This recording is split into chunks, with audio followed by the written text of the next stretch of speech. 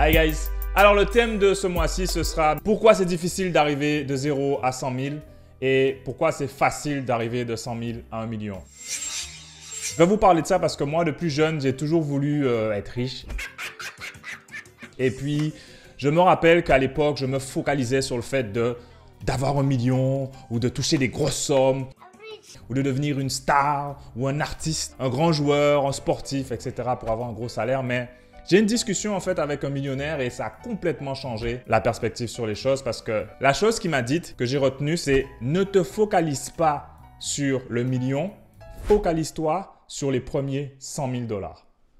Alors pourquoi je devrais me focaliser sur les premiers 100 000 $? Je vais vous montrer un exemple en fait pour vous montrer pourquoi c'est plus difficile de passer de 0 à 100 000. Ici, là, c'est un calcul pour avoir ce qu'on appelle des intérêts composés. Imaginez que vous avez mis 10 000 $ sur, on va dire, le S&P 500, c'est le marché américain, et que vous ne rajoutez rien. Donc, vous avez juste investi 10 000 $ et que vous attendez. Votre capital va monter, on va dire, à 10% par an. C'est les performances des 10 dernières années, on va dire, du S&P. Ça va prendre environ 30 ans pour grossir. Donc, si je fais ça et que je n'investis pas plus, au bout de 30 ans, j'aurai quand même 188 000 $. Mais vous voyez que pour arriver de 0 à 100 000, ça m'a pris pratiquement 280 mois. Donc, si je regarde ici, annuellement, vous allez voir que de 0, première année, jusqu'à 100 000, pratiquement 20 ans. OK?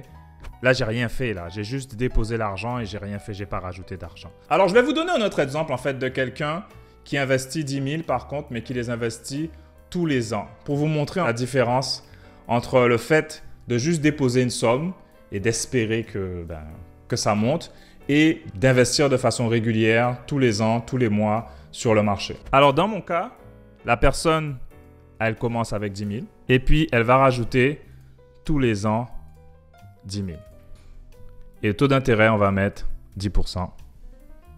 Et l'intérêt monte annuellement. Au bout de 30 ans, la personne est millionnaire. Il y a un autre facteur en fait qui fait que c'est plus difficile de 0 à 100 000 que de 100 000 à plus. C'est un facteur qui est vraiment évident. Les bonnes habitudes que vous avez prises pour arriver à 100 000 $, elles vont rester parce que vous avez vu le résultat de votre effort. Un concept que moi j'ai traversé parce que comme tout le monde, j'avais aussi beaucoup de dettes.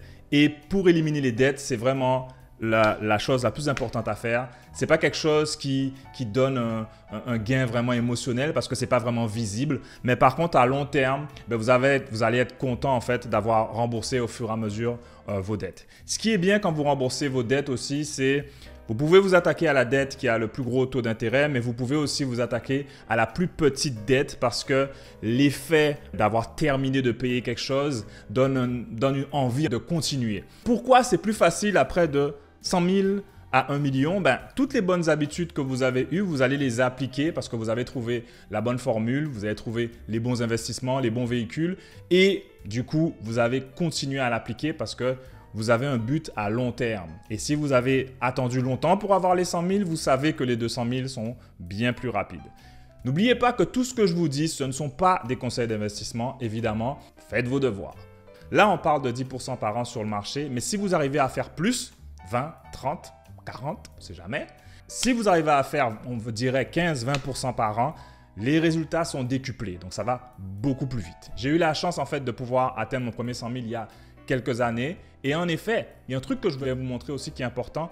Même si vous arrivez à 100 000 et que vous en avez marre et que vous arrêtez, je vais vous montrer les résultats. Imaginez que vous avez 100 000 $ après un certain nombre d'années en investissant, évidemment. Donc, vous n'avez pas 100 000 $ en cash, là. Vous avez investi l'argent et votre portfolio arrive à 100 000 $.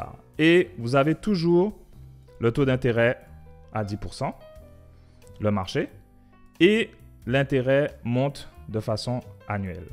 Et puis, évidemment, au bout de 30 ans, vous prenez votre retraite, mais vous avez arrêté d'investir après les 100 000 $. Vous êtes pratiquement obligé d'être millionnaire.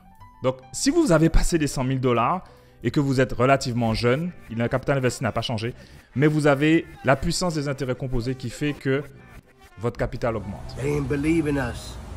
God did. Il y a un autre facteur qui fait que c'est plus compliqué de démarrer quand on investit, c'est le fait que, par exemple, les générations évidemment futures subissent l'inflation par rapport aux générations passées. Il y a une étude qui dit en fait que les Gen Z ont 86% moins de pouvoir d'achat que les boomers. Donc, on est déjà en retard sur les boomers. Moi, je ne suis pas la génération Z, mais je suis sur la génération Y. Mais en gros, ça vous montre juste que c'est plus compliqué au départ. Par contre, il y a quelque chose que je veux vous dire, c'est de ne pas se décourager. En fait, lorsque vous avez moins de 100 000, vous n'avez pas le bénéfice des intérêts composés.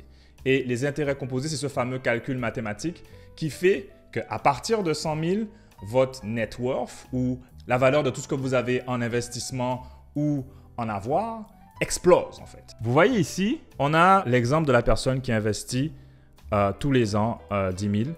Et vous voyez qu'annuellement, par rapport au calcul, c'est aussi long d'avoir les premiers 100 000. Mais si vous regardez les chiffres par là, regardez, on a pris pratiquement 7 ans pour arriver aux premiers 100 000. Mais pour avoir 200 000, ça prend 4 ans. Et après de 200 000 à 300 000, ça prend 3 ans. Vous voyez, le temps fait que les intérêts composés commencent à faire des intérêts sur des intérêts sur des intérêts. Vous voyez qu'aux dernières années, c'est super important. Imaginez que vous arrivez à 1 million, vous êtes à la 25e année à 1 million. Pour faire 100 000 $, en fait, ça va vous prendre moins d'1 an. C'est-à-dire qu'au bout de l'année 26, vous êtes déjà à 100 000 $ par an, juste en rajoutant les mêmes sommes, en rajoutant 10 000 et laissant votre capital augmenter. C'est un exemple simple, surtout pour les débutants, parce que souvent, je me focalise sur les moyens, sur comment faire pour investir, etc. Mais c'est important aussi d'avoir une big picture et de savoir si je veux vraiment devenir millionnaire, c'est quoi le principe. Donc, avec un salaire et avec des revenus, si par exemple, on n'a pas suffisamment de revenus, gérer pour faire des side hustles, il y a pratiquement 50% de la population américaine qui fait des petits business à côté. Ça peut être un talent que vous avez, ça peut être de la cuisine, ça peut être n'importe quoi. Mais en tout cas, il y a toujours plein de moyens pour essayer de grossir ses revenus et réinvestir le capital après. Donc voilà, c'était le petit market update de ce mois-ci. Je vais vous montrer un truc rapidement parce qu'il y a une deuxième vidéo qui va sortir, mais c'est uniquement pour les abonnés, désolé. C'est parce qu'en fait, cette année, on a eu de bons résultats et au niveau de la performance du portfolio, on est à plus 42%. Donc, cette année, j'ai encore battu le S&P 500 qui est à plus 23% et le Dow Jones qui est à plus 13%. Ce n'était pas le cas les années d'avant, c'est important. Lorsqu'il y a eu le crash l'année d'avant, moi, j'étais à moins 25% alors que le S&P était à moins 13, moins 10.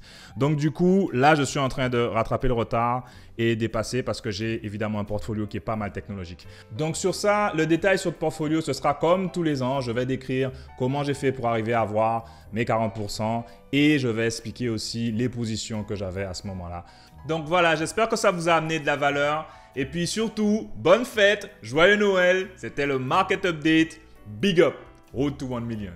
Si vous voulez savoir du détail sur ce que j'achète, ce que je vends en général, vous pouvez toujours rejoindre notre groupe en allant sur investirsoimeme.com et en regardant un cours et adhérer au groupe privé pour avoir les trades. Ceci était le Market Update. J'espère que ça vous a plu.